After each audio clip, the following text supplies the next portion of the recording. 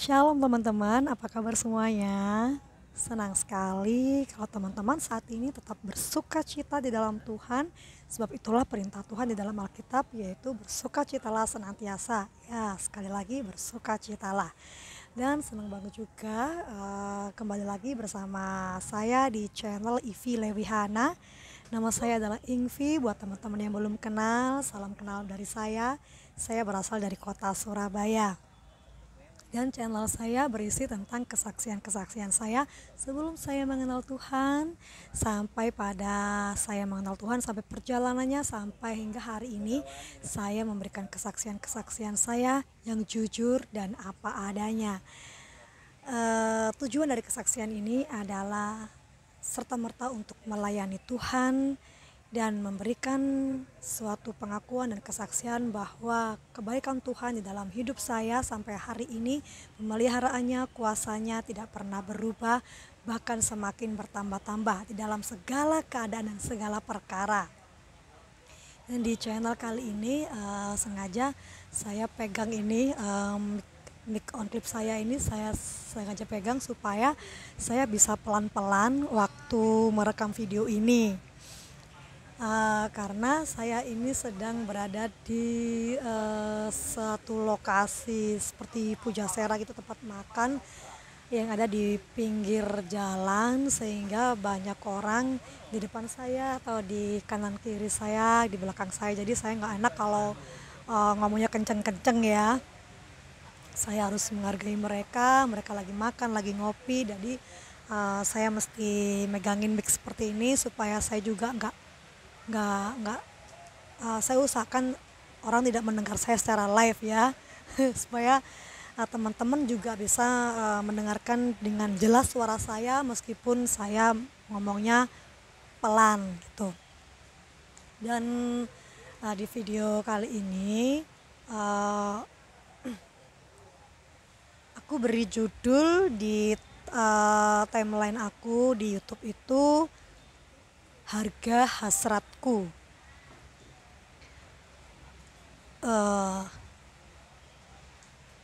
Harga hasratku.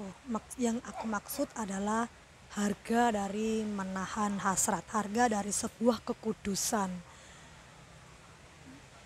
Dari topik ini sebenarnya pun sama aku harus tarik ulur gitu ya, sama aku nego gitu sama Tuhan bahwa jangan ini po Tuhan yang disuruh kesaksian ya, jangan ini po gitu. Sama kayak waktu motorku kemarin juga aku sebenarnya aku nggak seneng gitu loh mau kesaksian tentang itu, karena biasanya kan motorku itu dihina-hina gitu sama teman-temanku, diketawain ya sama teman-teman gitu. Dan aku disuruh Tuhan kesaksian kayak gitu kan aku malah malu. Tapi akhirnya ya kemarin kejadian juga aku harus saksi tentang motor itu ya. Dan sekarang juga sebenarnya aku juga ngomong sama Tuhan, jangan yang ini po gitu, jangan hal yang menurutku ini tabu untuk dibicarakan, atau ini nggak enak dan nggak nyaman, atau mungkin aku malu untuk membicarakannya. Tapi sekali lagi karena memang aku bikin konten YouTube ini untuk kesaksian ya apa ya memang pelayanan ini untuk memuliakan nama Tuhan. Jadi ya di dalam nama Yesus semoga apa yang aku saksikan itu bermanfaat buat kita semuanya, buat teman-teman, buat aku juga ya sebagai pesaksi. Karena ketika aku bersaksi juga di situ aku harus benar-benar menyaksikan sesuatu yang real, yang benar. Jadi aku terus belajar supaya aku dibentuk oleh Tuhan hari demi hari. Dan di channel ini apa sih yang membuat aku agak tarik ulur sama Tuhan? Jadi ceritanya begini ya teman-teman. Ada sebuah rahasia yang aku tuh selalu tutup-tutupin ya di teman-teman, di semuanya. Jadi hanya keluarga dan orang-orang tertentu dan terdekat saja yang mengetahui tentang hal ini. Ketika Tuhan memberikan aku untuk menyaksikan ini, otomatis kan jadi seluruh dunia yang siapa saja menonton channel ini akhirnya tahu tentang apa yang selama ini aku rahasiakan kan. Eh, Sebentar ya. Jadi kacamata saya itu kan putus ya teman-teman, jadi gak enak nih makainya. Jadi ini putus nih. Jadi kalau dipakai ngomong terus rasanya kayak kayak di sini ganjel-ganjel nggak enak. Nah, eh,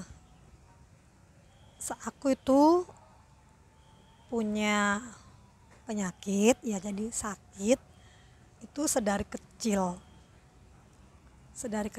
aku itu sakit, dan aku nggak ngerti kalau itu ternyata adalah sebuah penyakit karena masih kecil. Dan penyakit ini ternyata adalah bisa dibilang keturunan. Penyakitnya seperti apa teman-teman? Seperti yang kalau yang nampak, yang teman-teman bisa lihat itu di tangan aku kayak gini. Ya, kayak gini nih. Ini kan di tangan. Nah, uh, ketika aku sudah bertumbuh besar, aku nggak ngerti. Jadi pada waktu itu bukan tumbuh di sini awalnya itu. Awalnya itu di salah satu area badan aku. Dan aku nggak ngerti pada waktu itu kok tiba-tiba itu sudah aku mulai remaja itu sudah ada rasanya. Jadi benjolan itu di tubuhku itu berasa gatel. Ya, berasa gatel. Gatalnya masih biasa aku garuk kayak. Aku garuk aja. Ketika aku garuk lama kelamaan sampai aku besar, sampai aku dewasa, gatal itu semakin gatal. Kalau bisa digambarkan gatalnya itu sampai pingin aku jojos pakai jarum. Dan lama kelamaan benjolan itu makin menyebar di area tubuh yang lain. Aku kan cewek ya, sebagai perempuan estetika itu kan penting ya buat teman-teman. Coba nih teman-teman cowok pasti seneng kan kalau lihat cewek itu yang rapi, bersih gitu, katakanlah itu yang tidak ada cacat celah dan noda gitu, pasti wow seneng kan. Nah, ketika aku sudah mulai mengerti itu, aku merasa terganggu dengan sakitku itu di salah satu di area tubuhku itu semakin membesar dan menyebar. Jadi benjolan itu makin besar dan makin menyebar ke daerah tubuh yang lain. Dan aku selalu tutupin hal itu supaya nggak semua orang tahu. Aku malu gitu. Semakin lama itu semakin banyak jumlahnya, dan bahkan saat ini itu bisa mencapai belasan benjolan di area tubuh yang lain-lain. Jadi mencar-mencar di beberapa area tubuh. Dan makanya aku ngomong sama Tuhan, selama ini aku itu sembunyikan hal ini gitu. Aku pakai baju apapun itu supaya aku nggak kelihatan sakitku itu. Tapi ketika Tuhan meminta aku untuk bersaksi, artinya semua orang tahu, siapapun yang melihat channel ini, seluruh dunia pun akhirnya tahu bahwa saya memiliki satu sakit penyakit yang kalau itu dilihat itu sangat tidak indah. Itu yang pertama. Yang kedua, rasanya gatal. Kalau lagi gatal rasanya kayak mau dicubles-cubles gitu ya, pengennya saya gituin, saya gosok-gosok ya. Kalau lagi sakit rasanya itu kayak dientup tawon atau kayak disengat kalajengking. Sakit banget, sakit kayak apa ya? Kayak orang Jawa itu bilangnya dientup, ya di apa itu ya, disengat. Jadi rasanya tuh bisa menjadi gatal yang sangat gatal dan sakit yang sangat sakit. Aku sudah berusaha untuk ke puskesmas untuk meminta rujukan ke rumah sakit supaya dokter bisa menangani sakitku itu. Tetapi Puskesmas sudah bilang sebenarnya tidak ditanggung oleh asuransi pemerintah. Tetapi saya memaksa karena benar-benar sakit rasanya dan benar-benar gatal. Dan itu sangat mengganggu karena saya takut kalau sakit saya ini menyebar ke seluruh tubuh. Lala medeni gitu ya, ngeri gitu ya. Sampai pada suatu akhirnya saya memaksa itu kan dibolehin ya. Karena saya ke rumah sakit, salah satu rumah sakit negeri, rumah sakit pemerintah gitu ya, rumah sakit. Terus dokternya pun bilang bahwa ini tidak ditanggung oleh asuransi pemerintah. Artinya kalau saya mau berobat penyakit itu, saya harus pakai biaya umum.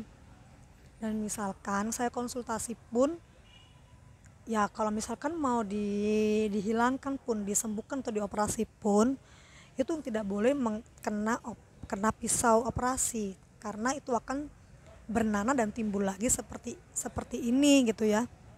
Ini kan kecil, jadi di bagian yang lain tuh bisa besar banget dan rasanya tuh merah, daging segar gitu loh. Nah, saya tanya sama dokter itu, berarti kalau mau operasi harus pakai laser dan itu ya nggak murah kan? Jadi ya saya biarin aja. Tentu saya selalu doa atau saya sudah lupa berdoa.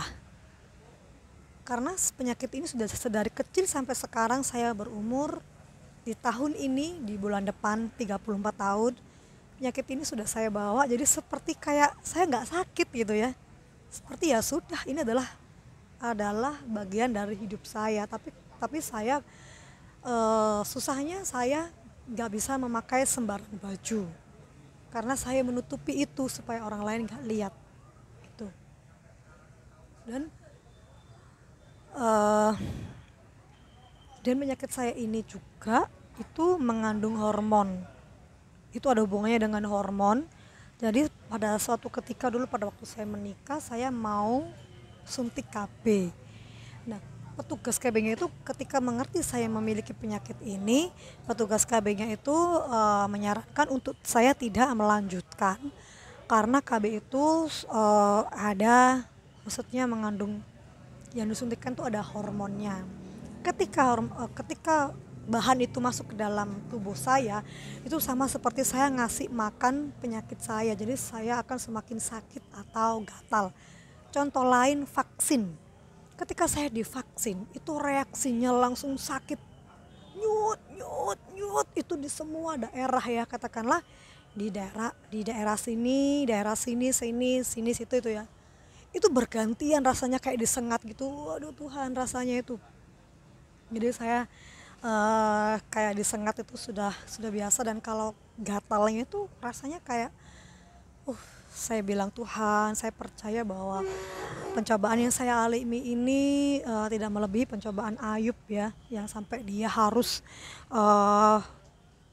sampai dia harus di apa ya, kayak digosok-gosok sama areng gitu ya, sama di bara api itu ya, saking sakitnya, saking gatalnya itu ya. Saya mungkin seperti itu gitu loh, tapi saya nggak sampai seperti itu. Jadi saya terus bersyukur kepada Tuhan bahwa pencobaan saya itu nggak mungkin melebihi pencobaan Ayub, saya percaya. Nah, itu adalah sisi yang saya sembunyikan tentang penyakit saya. Nah, apa hubungannya dengan judulnya Menahan Hasratku? Jadi begini teman-teman. Siapa yang setuju saya ini masih muda? Jadi teman-teman, siapa yang setuju saya ini masih berjiwa muda, masih berpikiran muda, dan tubuh saya juga masih muda, daging saya juga masih muda. Siapa yang setuju? Boleh komen ya, boleh komen di kolom bawah. Ya jelas kalau menurut anak-anak saya sudah tua kan ya. Tapi kalau buat teman-teman rasanya saya masih muda kan. Nah, ketika saya masih muda, saya masih memiliki hasrat ya. Dan siapa yang setuju Kalau bukan hanya laki-laki saja yang bisa memiliki hasrat, perempuan juga bisa. Ngomongin tentang hasrat, rasanya tabu untuk dibicarakan. Tetapi saya lihat di zaman era yang seperti ini, bahkan anak saya pun sudah bertanya banyak tentang hal itu. Ya, dan sebelum saya menyaksikan tentang hal ini, saya sudah survei dulu. Saya tanya-tanya ini sama teman-teman. Dan ternyata dunia yang kita diami di tahun-tahun ini itu bukan hal yang tabu lagi, ngomongin tentang seks, bukan hal yang disembunyikan lagi, bahkan suatu hal yang seharusnya disembunyikan atau menjadi aib itu pun menjadi biasa-biasa saja. Seperti video yang saya upload yang berjudul Menjadi Boneka Online dalam Laci Rahasia, di mana waktu itu saya menyaksikan tentang bagaimana saya lepas dari dosa seks itu. Ketika itulah saya berkomitmen, maksudnya saya berusaha untuk menepati komitmen saya kepada Tuhan bahwa saya tidak mau lagi hidup dalam dosa. Jadi ada yang dinamakan hidup dalam dosa, ada yang dinamakan dengan jatuh dalam dosa, ada yang jatuh bangun dalam dosa. Ya, teman-teman, jatuh dalam dosa itu mungkin kita nggak sengaja ya, kita sudah menahan, kemudian kita jatuh lagi. Apakah Tuhan mengampuni? Tuhan pasti mengampuni, Tuhan pasti akan memulihkan hidup kita. Nah, kemudian kita bangun lagi, kita bangkit, kita jatuh lagi, begitu lagi terus menerus, itu namanya dengan jatuh bangun dalam dosa. Nah, kalau kita terus jatuh di dalam dosa, itu dinamakan dengan hidup dalam dosa. Nah, saya berjanji sama Tuhan, saya tidak mau hidup dalam dosa dan saya tidak mau jatuh bangun dalam dosa, khususnya di area seks. Ketika saya bertanya sama teman-teman, siapa yang setuju saya masih muda, artinya saya juga masih punya hasrat.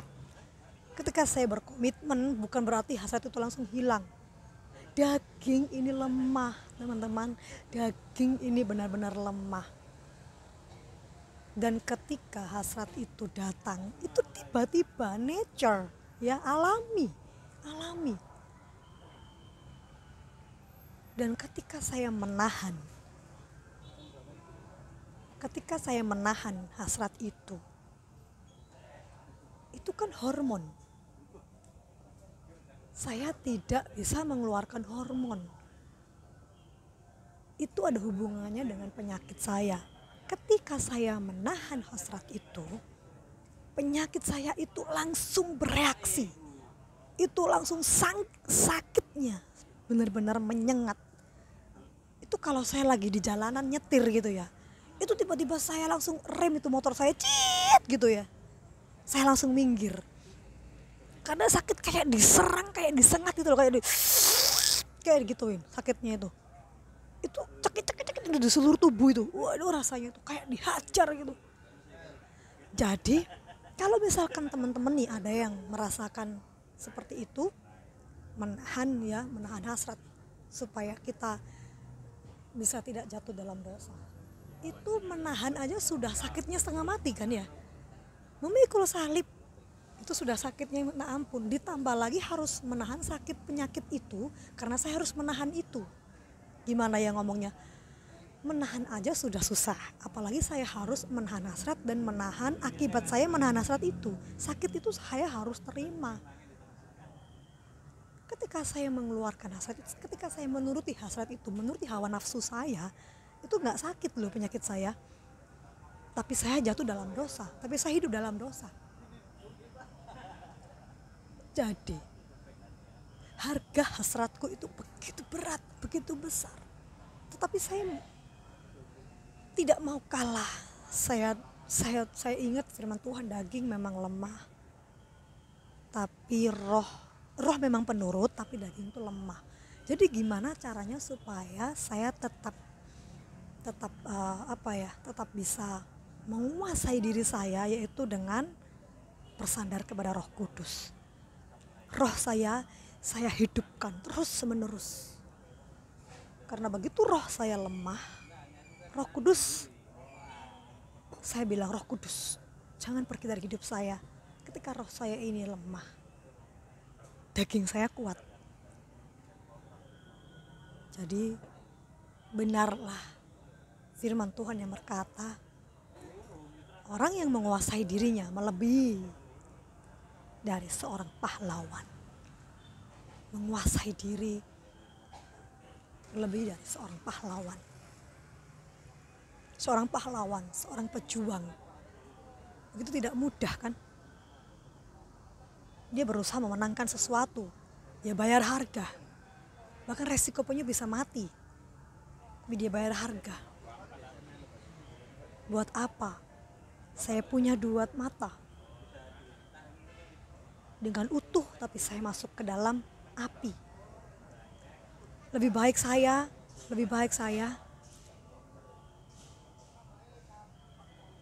dengan 1 mata, tetapi saya masuk ke dalam kerajaan kekal.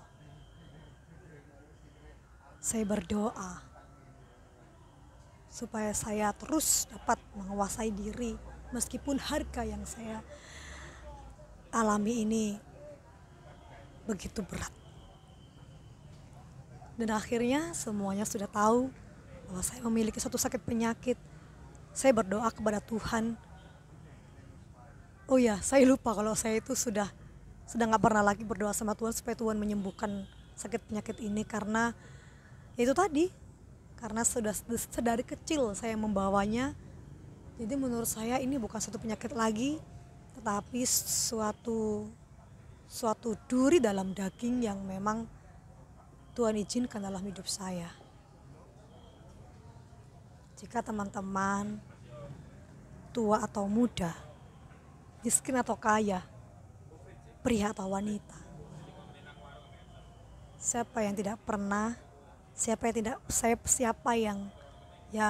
nggak ngerti rasanya hasrat atau gairah seksual, saya rasa hal itu pasti dialami oleh setiap orang secara alami. Tetapi teman-teman, jangan mau dikelabui oleh iblis. Iblis adalah bapa dari segala tipu, ya. Dia menggoda kita, dia membodohi kita. Dia memang gak bisa membinasakan kita. Anak-anak Tuhan tidak dapat dibinasakan oleh iblis, tetapi dia bisa mencuri, dia bisa membujuk, dia bisa menggodai kita supaya kita berdosa. Apakah arti dosa? Dosa adalah melenceng dari kehendak Tuhan. Misalkan ini anak panah. Ini di sini ini. Cing, jelep. Ini rencana Tuhan atas hidup kita. Tetapi dosa adalah melenceng begini.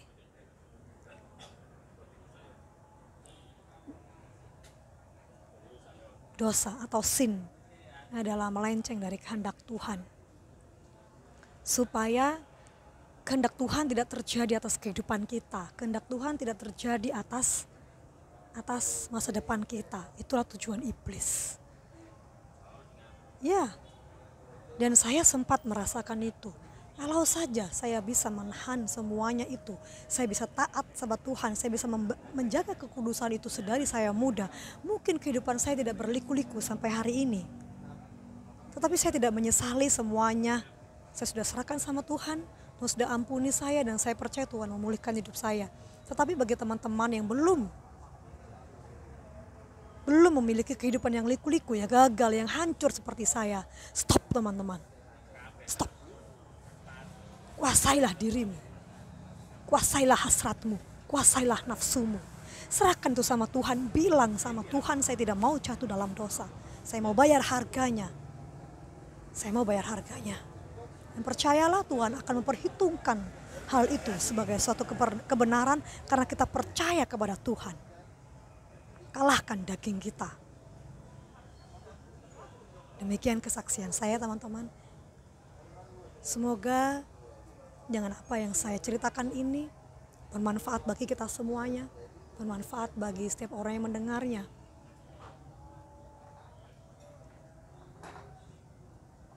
Dan saya bersyukur kepada Tuhan, saya bisa membagikan ini, meskipun saya malu, tetapi kalau Tuhan memintanya, saya akan menyerahkan hidup saya kepada Tuhan demi kemuliaan nama Tuhan.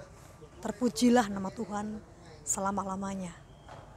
Salam dari saya, terima kasih buat teman-teman yang sudah subscribe, yang sudah like dan komen. Kiranya Tuhan memberkati berlimpah-limpah. Buat teman-teman yang baru mengenal saya, salam kenal dari saya. Subscribe dan nyalakan lonceng untuk mengerti, untuk mendapatkan kesaksian-kesaksian saya berikutnya. Yang tentu saja saya percaya ada kuasa dalam nama Tuhan Yesus. Salam dari saya, sampai jumpa di channel-channel berikutnya. Shalom, God bless you.